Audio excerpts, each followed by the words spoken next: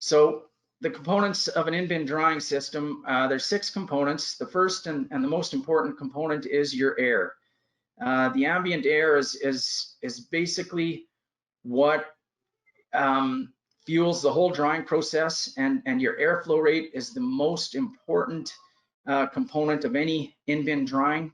1 CFM per bushel is basically the industry standard, but PAMI has done studies, and the more airflow, the better, and the quicker you will move your moisture from your bin. I do understand that some of these big 50,000 bushel bins, it's not possible to get 1 CFM per bushel, and farmers have indicated that they've gotten good results even at the lower airflow rates. But generally speaking, the more airflow, the better. And the reason for that is that the air provides 2 really valuable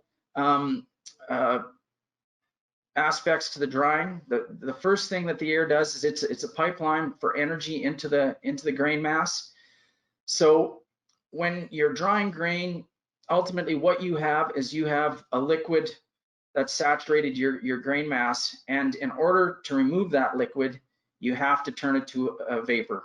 And the only way that you can turn liquid to vapor is with energy.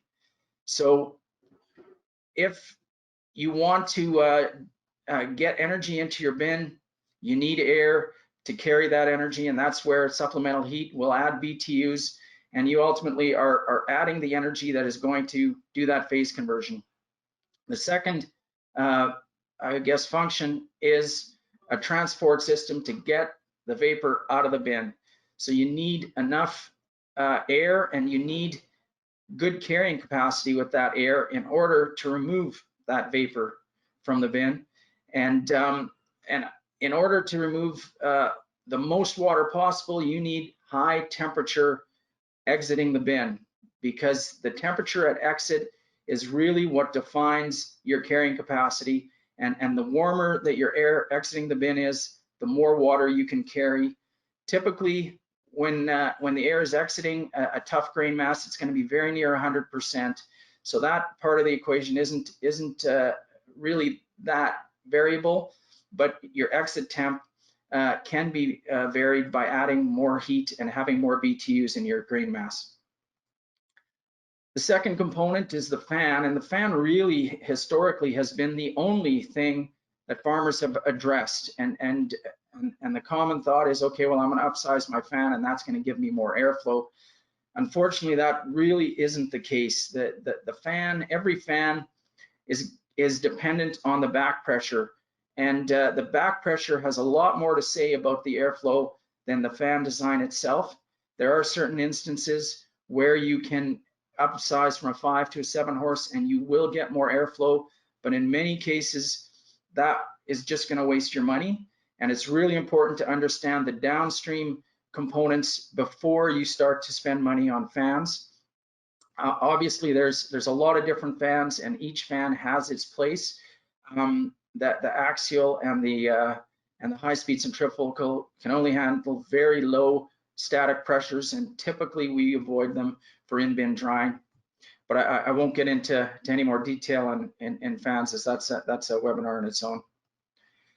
Ducting is something that has a huge impact, and the fact of the matter is that the air delivery system in 95% of our grain bins has been designed for aerating the grain and for cooling the grain, and it's not designed for drying.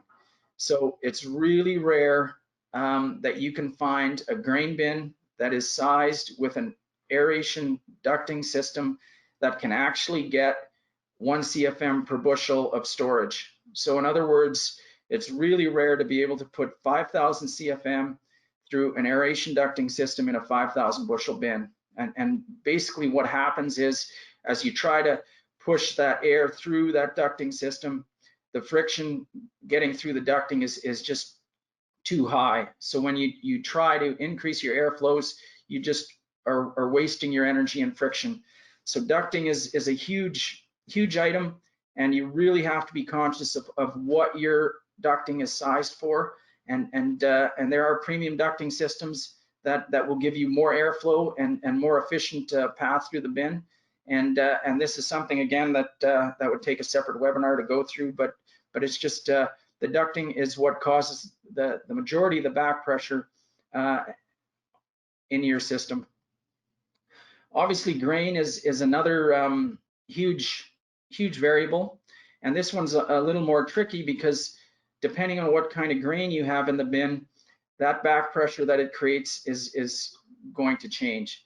So if you have a really coarse grain like peas or soybeans or corn, you have very little back pressure. As the grains get smaller and smaller, and such as canola or flax is probably the worst, the resistance to flow goes up. So you combine that with adding chaff or adding weed seeds, and you have infinite variability as to how much back pressure any given a field's grain sample is going to cause on the system. So you can see that it's really important to have real life data and get away from the rule of thumbs, because rule of thumbs with this type of variability are pretty much meaningless, and they are going to set you up for potential disaster.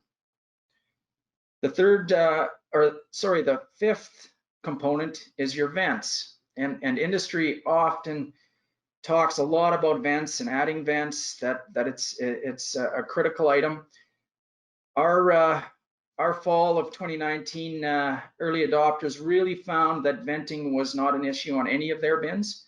And I'm not saying that it's not something that you have to pay attention to, but for the most part, the smaller bins, 3,000 to 5,000 bushels, which is what we were using, venting is not an issue. But what is an issue is if your bin lids can be blown shut, or if your vents can be frozen up. And with those items, it's really important to have a system that you can monitor your attic pressure, so that you know if your vent losses are higher than they should be, and that way you can get a text message and you can fix the problem before you waste a day or 2 days basically spinning your fan and not having airflow. The last, and I would say it's probably the most important aspect, is supplemental heat. During our fall harvest, we had a lot of drying events, and it just really showed that the key to predictable and consistent drying is providing enough BTUs to be able to remove the water you're trying to remove. And really, supplemental heat provides that predictability, and without it, you're really crossing your fingers. Now with supplemental heat, there's a lot of different types of heaters, and everyone has its merits and everyone has different efficiencies, but one of the really keys that we found was that on these fans, you cannot restrict the air inlet. Any restriction on the fan inlet has a huge detrimental impact on your airflows, and it's something that you really have no clue unless you are monitoring and gathering data from your bin, and it really can turn a drying event into a complete waste of time. And again, like I said, that in itself is a webinar, and it's something that we'll cover in a future day.